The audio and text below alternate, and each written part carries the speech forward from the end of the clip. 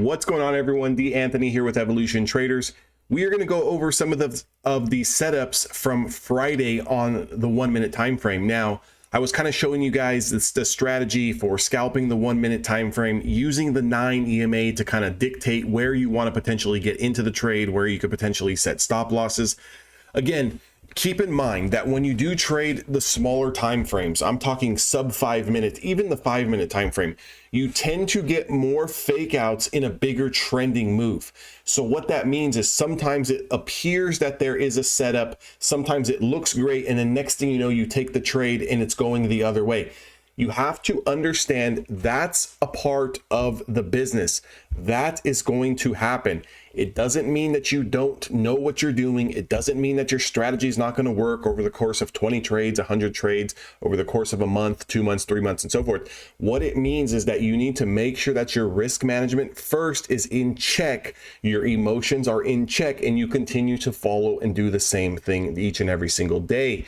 Now, looking at this 1 minute time frame, looking at the 9 EMA, what we really want to focus on is when the market is more volatile. Now, again, the newer trader, the more inexperienced trader thinks about volatility, doesn't want to be a part of those moves, but you need volatility so you can have follow through. When the market is, if you are a type of trader that says, I don't really like trading the first hour of the market, I don't like trading, in the pre-market before New York session opens because it tends to trap you and it tends to go the other way and the ranges are big. What you're basically saying is that you like constricted price action where we're kind of just chopping up and chopping back down and chopping down and chopping back up. You need the volatility. Now, again, too much volatility, I get it, can be a negative effect, because if you're in the wrong side of the move, which sometimes we happen to be as traders, we're not always right, those losses can be a little bit bigger.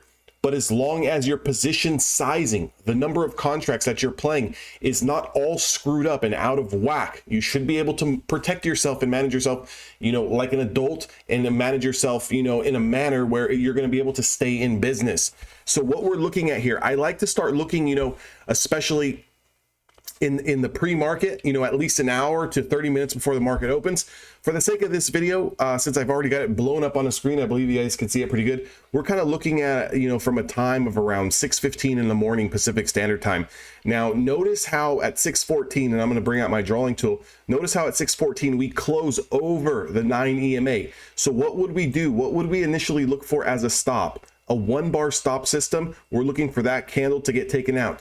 Typically speaking, I like the next candle to confirm the high price, but I'm not opposed to waiting 2, 3, 4, sometimes 4 candles for that to confirm, as long as we're still trading over that 9 EMA and I can get that entry price. Again, you don't have to have the perfect entry down to the tick, as long as you're on the right side of the move, right? Again, are you going to lose a little bit of money? Can you sit through a little bit of drawdown? Sure, but it's like any strategy. No strategy is ever perfect. You're not perfect. You're a human being. So what we would be telling ourselves here in this particular situation, I want to get it in your heads, because I feel like a lot of, more so, because I come from the option side of things and trading stocks and equity shares. For us, it's a little bit different than it is for futures traders, because for us, we're really focusing on levels of supply and demand. We're really giving, stocks enough time to wiggle and shake. And, although we're targeting specific, price targets, although we have a maximum drawdown, a maximum, stop loss, we're not opposed, I notice, more so on the stocks and option side of things, of, hey, let me just take some profits here and then I'll look for another setup. Hey, let me cut this trade a little bit early. Yes, I understand it didn't really hit my full, stop loss, but I don't like the trade. We kind of broke down a little bit, or maybe we break down a level and then you still got some support below that. Instead of getting wicked out, kind of give it a little bit more cushion, right?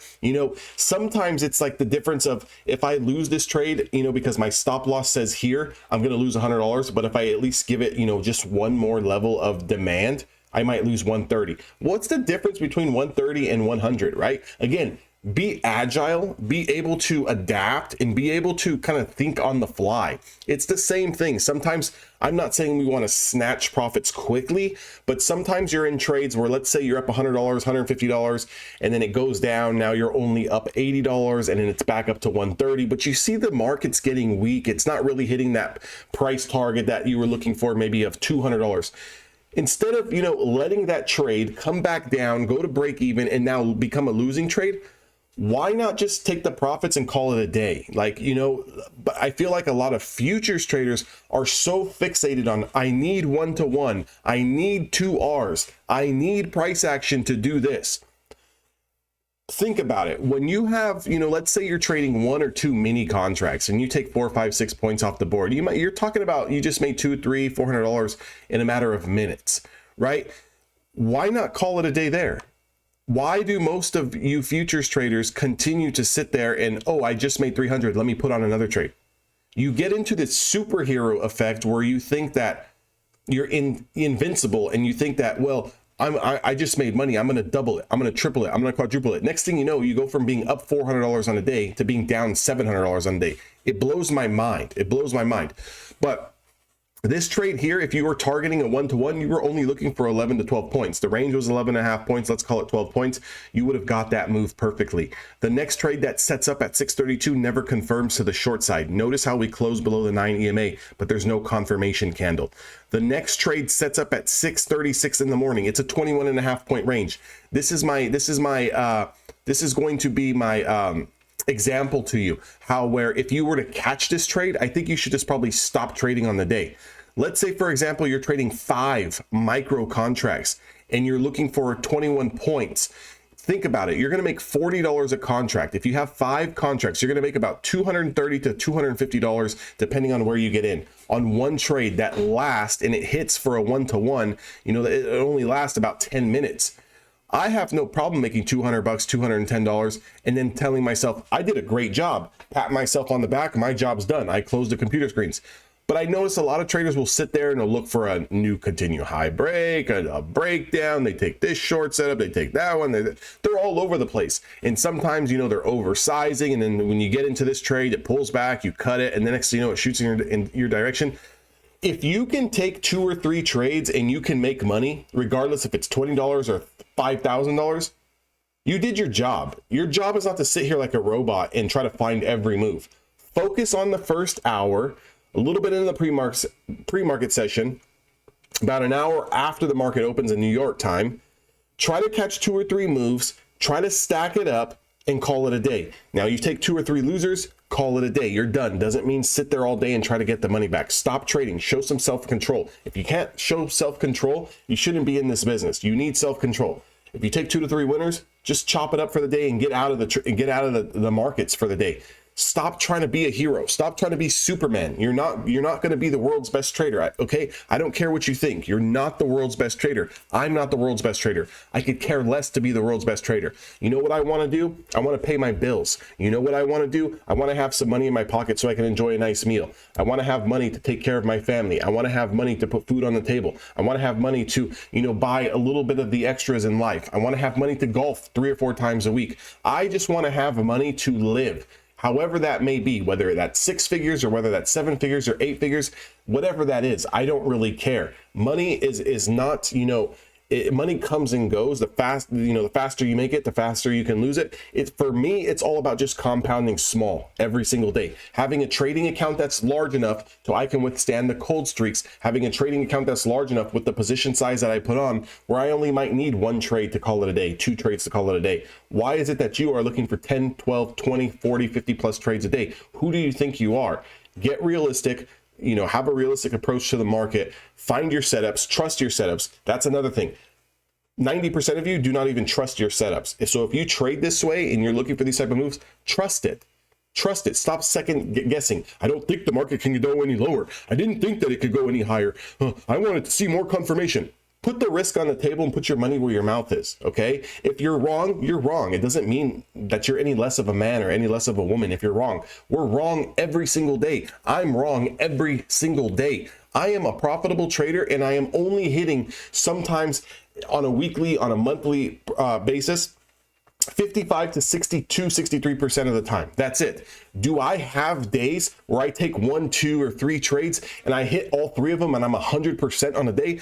Of course. Do I have days where I lose 2 trades and win 1 and end up red on the day? Of course. Do I have days where I take 2 trades and I win 1, lose 1, and I'm profitable? Of course.